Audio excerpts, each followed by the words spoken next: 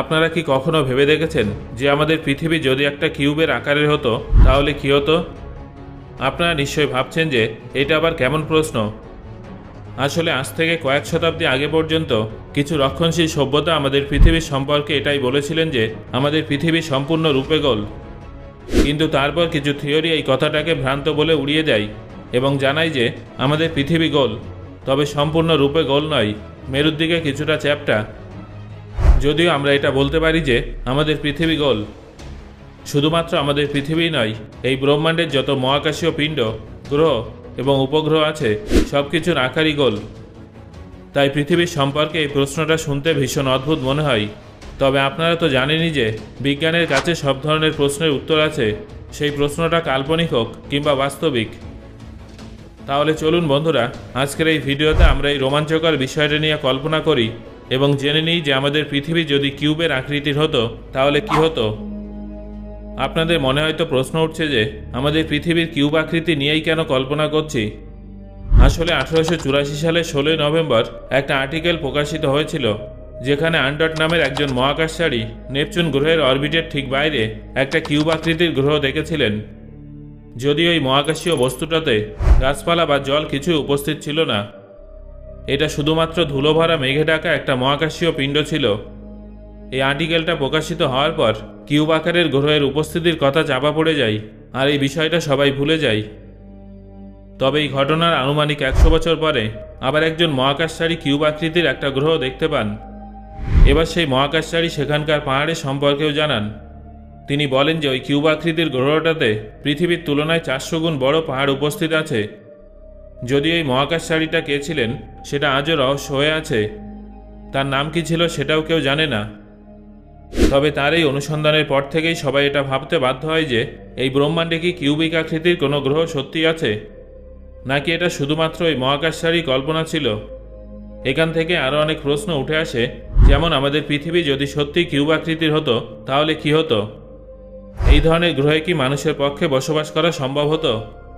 পৃথিবী যদি কিউব আকারের হতো তাহলেও কি পৃথিবীর অবস্থা তেমনই হতো যেমনটা আজ আছে? তখন আমাদের জলবায়ু কেমন হতো? তখনও কি পৃথিবীর মাধ্যাকর্ষণ শক্তি সেইভাবেই কাজ করতো যেভাবে আজ করছে? তাহলে চলুন এই সমস্ত প্রশ্নের উত্তরগুলো জেনে নেওয়া যাক। এটা তো আমরা সবাই ভালোভাবেই জানি যে আমাদের আশেপাশে উপস্থিত সকল গ্রহ, উপগ্রহ ইত্যাদি সব কিছুই গোল। কিন্তু আপনারা কি জানেন যে এগুলোর আকার কেন গোলই হয়? আসলে এই পিণ্ডগুলো গোল হয় কারণ যে কোনো গোলাকার বস্তুর মাধ্যাকর্ষণ শক্তি তার কেন্দ্রের দিকে থাকে এবং সেটা ওই বস্তুর পৃষ্ঠের সমস্ত জায়গায় সমান হয়ে থাকে। মানে যে কোনো গ্রহ বা নক্ষত্রের মধ্যে উপস্থিত মাধ্যাকর্ষণ শক্তি সবসময় তাকে চারিদিক থেকে কেন্দ্রের দিকে আকর্ষণ করে। এই জন্যই সেই গ্রহ বা নক্ষত্রটা গোলাকার হয়ে থাকে। তাহলে চলুন এবার কল্পনা করে দেখে নেওয়া যাক যে আমাদের পৃথিবী যদি গোলাকার না হয়ে কিউব আকৃতির হতো তাহলে কি হতো। যেমনটা আমি আপনাদের এইমাত্র বললাম যে যে কোনো বস্তুর মাধ্যাকর্ষণ শক্তি তার কেন্দ্রে কার্যকর হয়। যেহেতু পৃথিবীর আকার গোল, তাই পৃষ্ঠের প্রতিটা জায়গায় মাধ্যাকর্ষণ শক্তি সমানভাবে কাজ করবে। আপনি পৃথিবীর কোনো জায়গায় গেলে বা দাঁড়ালে সব জায়গায় কিন্তু প্রায় একই ধরনের মাধ্যাকর্ষণ শক্তি অনুভব করবেন। কিন্তু আমাদের পৃথিবী যদি কিউব আকৃতির হতো তাহলে তার 6টা পৃষ্ঠতল থাকতো, আর সেই সময় সম্পূর্ণ পৃথিবীর মাধ্যাকর্ষণ শক্তি তার পৃষ্ঠতলের পরিবর্তে তার কেন্দ্রে থাকতো। সেই পরিস্থিতিতে আপনারা পৃথিবীর ভিন্ন ভিন্ন স্থানে ভিন্ন ভিন্ন মাধ্যাকর্ষণ শক্তি অনুভব করতেন। কিউব আকারের পৃথিবীতে আপনি যখন কেন্দ্র থেকে দূরে যেতেন তখন আপনার মনে হতো যে আপনি যেন কোনো পাহাড়ে উঠছেন।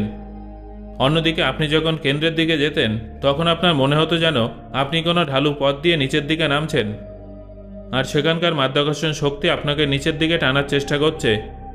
এছাড়াও আপনি যখন কোনো পৃষ্ঠের কেন্দ্র থেকে দূরে যাবেন তখন আপনার মাধ্যাকর্ষণ শক্তি কম অনুভূত হবে। এই বিষয়টা ওজনের দিক থেকে বিশ্লেষণ করতে গেলে এটা বলা যায় যে পৃথিবীর কেন্দ্রে আপনার ওজন বেশি হবে। আপনি যত পৃথিবীর প্রান্তে যাবেন তত আপনার ওজন কমতে থাকবে। যেমনটা আমি আপনাদের কিছুক্ষণ আগেই বললাম যে কিউব আকৃতির পৃথিবীর কেন্দ্রে মাধ্যাকর্ষণ শক্তি সব থেকে বেশি হবে।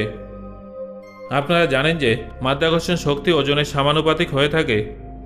সহজ ভাষায় বললে যেখানে যেখানে মাধ্যাকর্ষণ শক্তি কম হবে সেখানে আপনার ওজনও কম হবে, আর যেখানে মাধ্যাকর্ষণ শক্তি বেশি হবে সেখানে আপনার ওজনও বেশি অনুভূত হবে। তাহলে বুঝতে পারলেন তো, পৃথিবী যদি কিউব আকৃতির হতো তাহলে পৃথিবীর এক এক জায়গায় আপনার ওজন এক এক রকম হতো। এবার জেনে নিন পৃথিবীর জলবায়ু কেমন হতো। পৃথিবী কিউব আকৃতির হলে পৃথিবীর জলবায়ু ভিন্ন ভিন্ন হতো। পৃথিবীর প্রান্তে জলবায়ু একেবারে বিপরীত হতো। এমনটা এই জন্য হবে কারণ মাধ্যাকর্ষণ শক্তির কারণে পৃথিবীর সম্পূর্ণ জল পৃথিবীর কেন্দ্রে চলে আসবে, যার ফলে পৃথিবীর কেন্দ্রে এবং প্রান্তে জলবায়ু সম্পূর্ণ আলাদা হবে। এমনকি সেখানে মানুষের পক্ষে বসবাস করা অসম্ভব হতে পারে, কারণ পৃথিবীর সমস্ত জল পৃথিবীর কেন্দ্রে চলে আসবে, যার ফলে পৃথিবীর অন্যান্য প্রান্তে জলের অভাব দেখা যাবে। তখন শুধুমাত্র জলজ প্রাণীরাই সেখানে রাজত্ব করবে, মানুষের সংখ্যা কমে যাবে।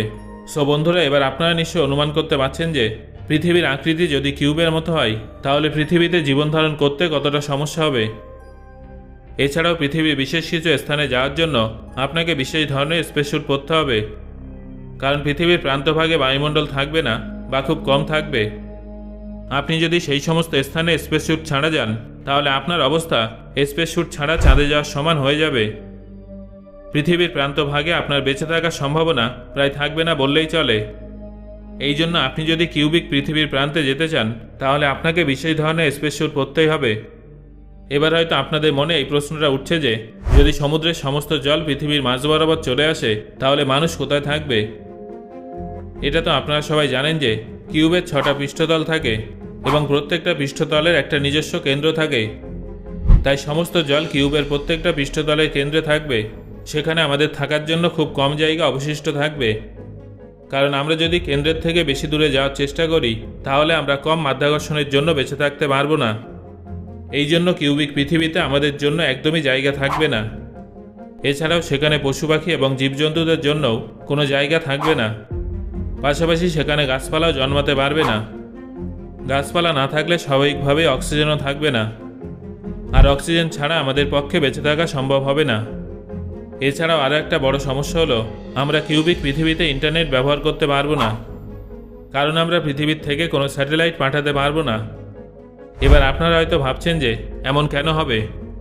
আসলে আমরা যদি পৃথিবীর অরবিটে কোনো স্যাটেলাইট স্থাপন করি তাহলে সেই স্যাটেলাইট পৃথিবীর প্রান্তের সাথে সংঘর্ষের কারণে নষ্ট হয়ে যাবে এবং আমরা কখনো ইন্টারনেট ব্যবহার করতে পারবো না। কিউবিক আকৃতির পৃথিবীতে মানুষের পক্ষে জীবন ধারণ করা অত্যন্ত সমস্যাজনক হতো, কারণ বর্তমানে পৃথিবীতে প্রাকৃতিক রূপে মানুষের জন্য প্রয়োজনীয় সমস্ত সুবিধা আছে, যেমন প্রাকৃতিক পরিবেশ, জল, মাটি ইত্যাদি। কিন্তু পৃথিবী যদি কিউবের আকারের হতো তাহলে সেখানে আমাদের বসবাসের উপযোগী বায়ুমণ্ডল একেবারেই থাকতো না। কিউবিক আকৃতির পৃথিবীতে বসবাসকারী মানুষ এমন কোনো টেকনোলজিও তৈরি করতে পারত না যার সাহায্যে মানুষ পৃথিবীতে দীর্ঘদিন বেঁচে থাকতে পারবে। যদিও এটা সম্পূর্ণ কাল্পনিক একটা বর্ণনা ছিল, কিন্তু আমি আশা করছি যে আলোচনা থেকে আপনি অনেক কিছু বিষয় সম্পর্কে নতুনভাবে জেনেছেন। এই ভিডিওটা আপনার কেমন লাগলো সেটা অবশ্যই আমাকে কমেন্ট করে জানাবেন। ধন্যবাদ।